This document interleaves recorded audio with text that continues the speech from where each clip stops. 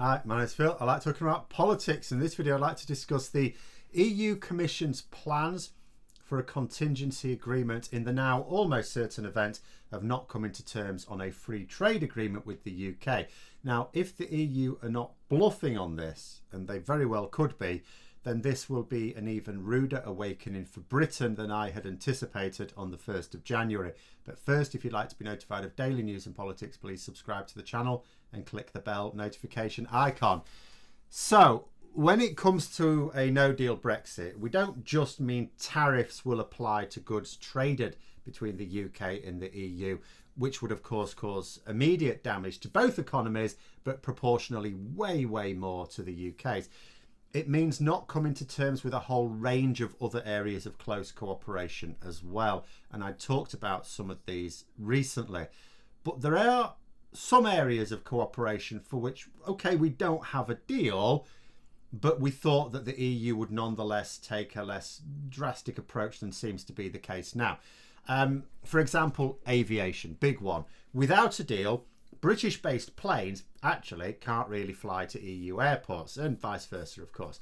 Now, my earlier understanding was that there was a proposal that the EU would allow British flights to one EU airport and then to return to the UK. So it'd be like, you know, for a limited period of time, we'll allow you to travel to a single EU centre, but then you have to go straight back. You can't dot around, which is not as good as the system is now, because at the moment a plane could freely fly from wherever to wherever. You know, it could go from London to Paris to Frankfurt, back to London, for example. But it would at least allow flights to and from the between the UK and the EU. It was going to be strictly time limited. This was not going to be, well, we'll just do this for however long, but it would lessen the full hypothetical consequences of a no-deal Brexit. But it seems from a 12-page document that's just been released by the EU Commission, which I'll link below, von der Leyen is working on a formal agreement that would tie a short-term agreement on, say, transport links in return for continued access to fishing waters. Now, the practical upshot of this proposal, you could argue, in many ways is an effective extension of the transition period. For certain areas, not in all areas, we're still going to have the tariffs and so on. Now, when I read it, I have to confess to being a little surprised. Not that the EU would seek to offer an extension by another name as a way of limiting the damage of Brexit, because that makes absolute sense. Of course we need an extension. They think to themselves, right, okay, Boris Johnson can't agree to an extension for political reasons, but maybe he's not a complete lunatic. Maybe after the dinner that von der Leyen had with Johnson, she decided he's not a complete lunatic. He just needs a face-saving way of doing this. Well, here it is. There are going to be some consequences, so they can't just say it's an extension of the transition period, because we'll be able to point to some things that are very different, but there'll be other ways in which, you know, we've got something there. But it ties together, for example, aviation and fishing. And it's a bold move, because if they're not bluffing, it puts Boris Johnson and his hard Brexit in a really tricky position. To, you know, consider the consequences. Let us assume that this is the EU playing hardball with fangs bared. This is no more Mr. and Mrs. Nice Guy from them. You chose to leave the largest market on earth, run by some of the fiercest trade negotiators in the world. Here's what that decision has meant for you. You give us access to your fishing waters on exactly the same terms as we have now for 12 months. We're not talking forever, for 12 months. And we will let you fly your planes to EU airports for 6 months, as well as some other things as well. Now, this gives Boris Johnson a stark choice. Allow EU fishing vessels legal access to British waters for another year, something he completely ruled out, you know, even with a deal, really. He sort of said with a deal we might do something, but he'd ruled it out even with a deal, and of course, therefore, would be picked up by the Brexiteers who have no particular loyalty to Johnson, like Nigel Farage, for example. Or he can see almost all British planes grounded overnight. The reason I am surprised that the EU are linking fishing rights with aviation in this way is not because I didn't think they'd be so ruthless, because this would be devastating to the UK. It would really expose a no-deal Brexit. like I said before, the EU, it's the largest free trade area on earth. Obviously, they're not soft. They amassed huge economic and political might by being ruthless and smart. But the EU are also pragmatic. They don't cut off their nose to spite their face. And, sometimes they may carry out what might be seemed acts of kindness, but in actual fact, it's in their interests as well. Grounding flights between the EU and the UK hurts them as well. Let's make no bones about this. Yes, the UK economy has shrunk already since the Brexit referendum.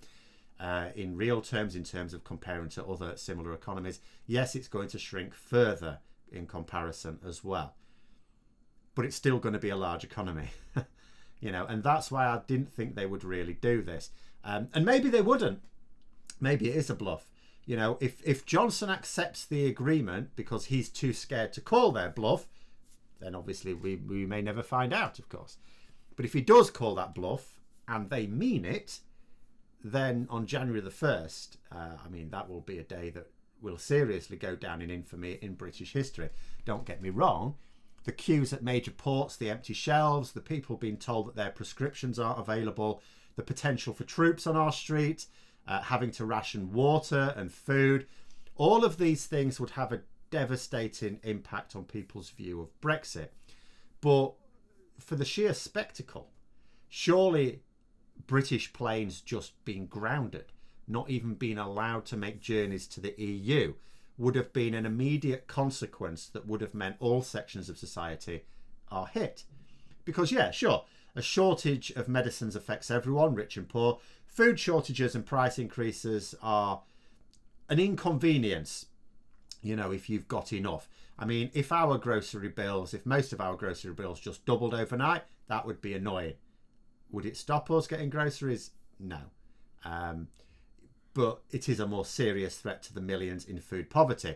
Now, the grounding of flights is less of an issue for those in food poverty directly because they're not going to be going on flights to between the EU and the UK anyway. But then that hits the upper middle classes, for example. So this isn't just about holidaying as well, which is limited during the pandemic anyway. Though you would have thought that limits would have been removed over the course of the next year with vaccinations being rolled out. But of course, business trips halted as well, which, yes, again, are suppressed during the pandemic. But again, next year, you'd expect those to be taking place again, but they won't be able to. And what if the UK, to limit the damage from that, decided, well, we've got to have flights between the UK and the EU. We have to, we can't not. So they unilaterally allowed EU-based airlines to operate.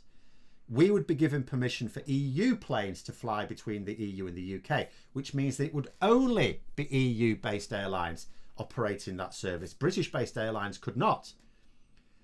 But the EU would not be reciprocating. So that would be a very clear message about who was actually in the strongest position. We would be yielding, they would be standing firm.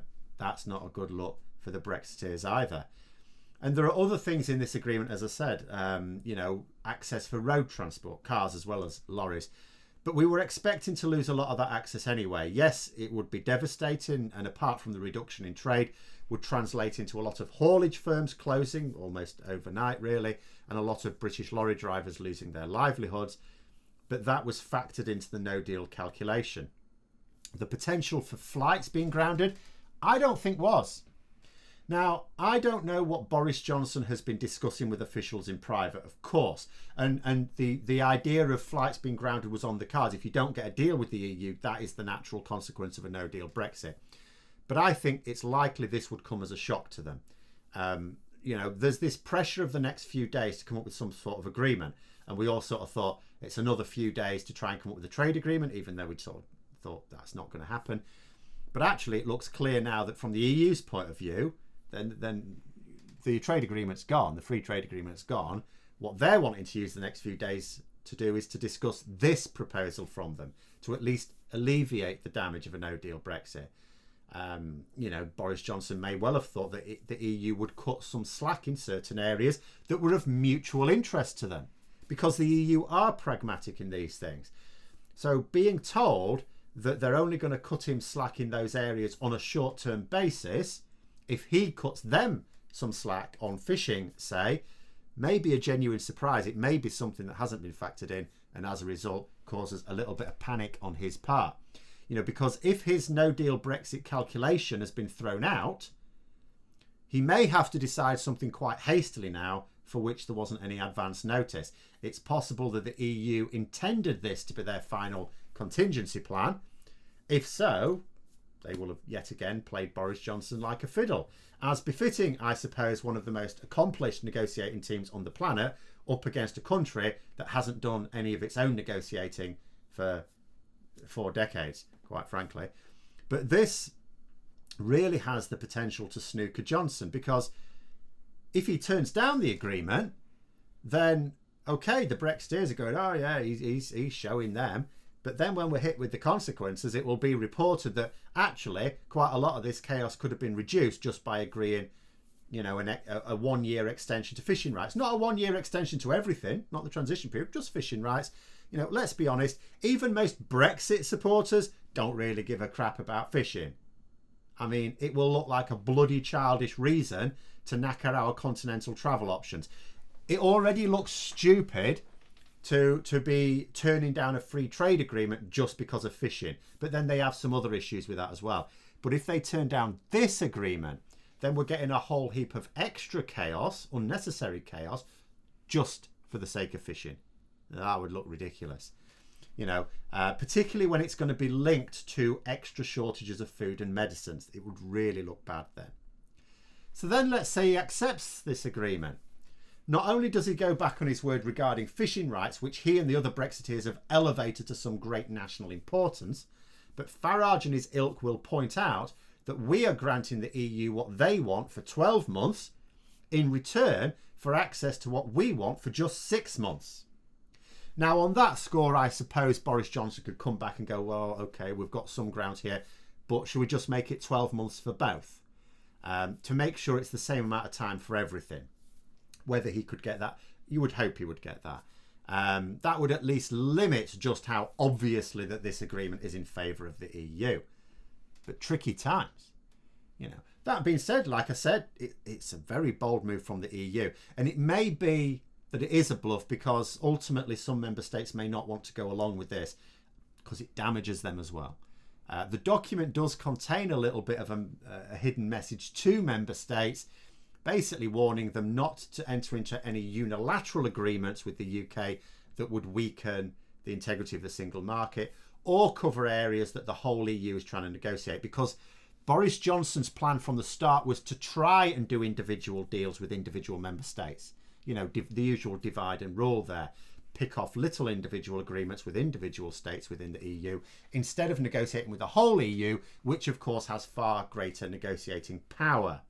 That's what Boris Johnson wants. The EU are sort of warning member states there, don't be falling for this. But it does highlight that this move, although it sounds like a strong move and would absolutely scupper Johnson, wouldn't necessarily have that same EU unity that has been present for much of the rest of Brexit. And it's also why I am surprised that they are presenting this deal and why it may ultimately be a bluff. But like I also said, we will only know if it's a bluff if Boris Johnson is reckless enough to call that bluff. Now, although it looks like this proposal is what the EU want to discuss over the next few days, I suppose, you know, it's so light, it's so quick and easy to set up that this probably could be the sort of thing that could be decided quite late on in the month. So another twist to the Brexit saga, really. We'll have to see how this one plays out. But those are my thoughts. Let me know yours in the comments below. Hope you found the video interesting. If you did, don't forget to click the like button. And if you'd like to support the channel further, please also click the Patreon link for details. And until next time, I'll see you later.